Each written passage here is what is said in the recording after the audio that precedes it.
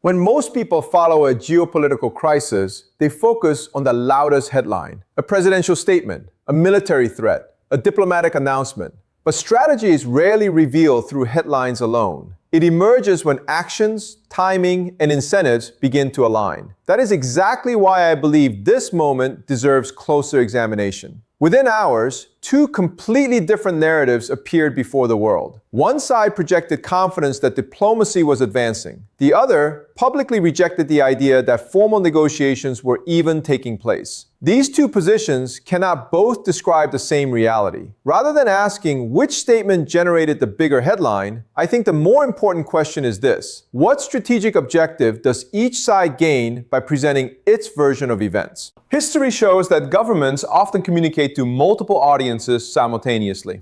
Domestic politics, military signaling, financial markets, and international diplomacy rarely require identical messaging. Public statements are therefore only one part of a much larger strategic picture.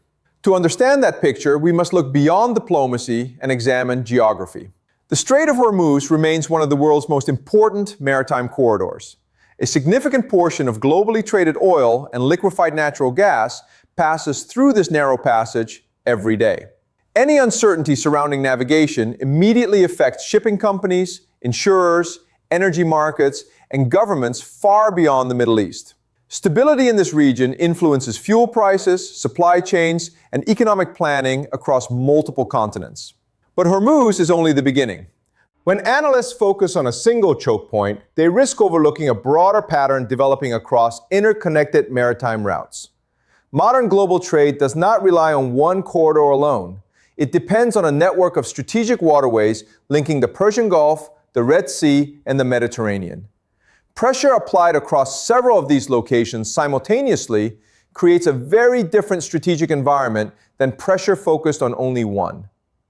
This is where strategic analysis becomes essential. Military competition today is no longer measured simply by the number of missiles launched or warships deployed. It increasingly involves economic resilience, commercial shipping behavior, insurance costs, diplomatic coordination, and the ability to influence decisions without direct confrontation. Sometimes the greatest strategic effects occur not on the battlefield, but inside boardrooms, energy markets, and government planning offices. For me, the central question is not whether one statement proves true or false. The deeper lesson from this situation is that influence is not always exercised through direct military confrontation. Increasingly, it is exercised by shaping the environment in which everyone else must operate. Consider what happens when multiple strategic maritime routes face simultaneous uncertainty. The Strait of Hormuz connects the Persian Gulf to global energy markets. The Bab el-Mandeb links the Red Sea to the Gulf of Aden.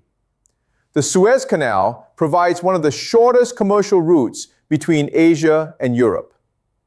Each corridor performs a different function, yet together they form an interconnected system supporting international commerce. When pressure appears across several of these routes at the same time, the consequences extend far beyond regional politics. Shipping companies immediately reassess risk. Insurance premiums rise. Alternative routes become longer and more expensive. Delivery schedules change. Energy markets react before military operations even begin. In many cases, the expectation of disruption produces economic consequences long before any physical interruption actually occurs. This demonstrates an important principle of modern strategy. Deterrence is not measured solely by military capability. It also depends on whether governments, businesses, and financial institutions change their behavior because they believe a credible risk exists.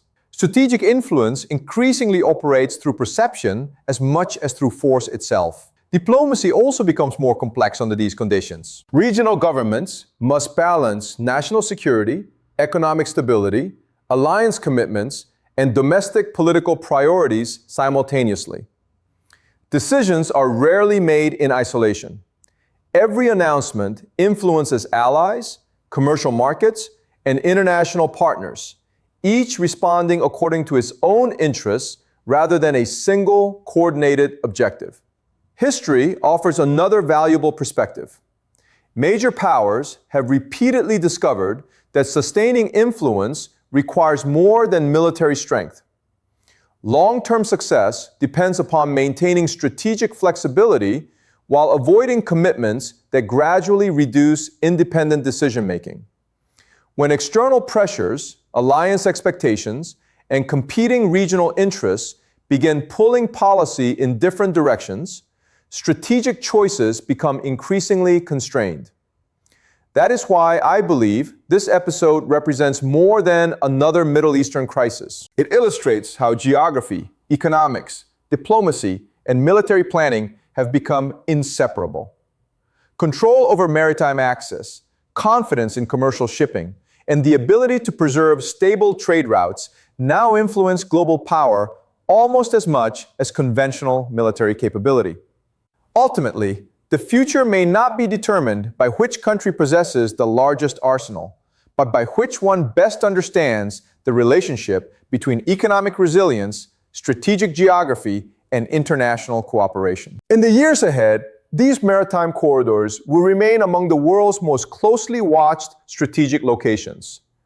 The governments that navigate them most effectively will likely be those capable of combining measured diplomacy, credible deterrence, and disciplined long-term planning.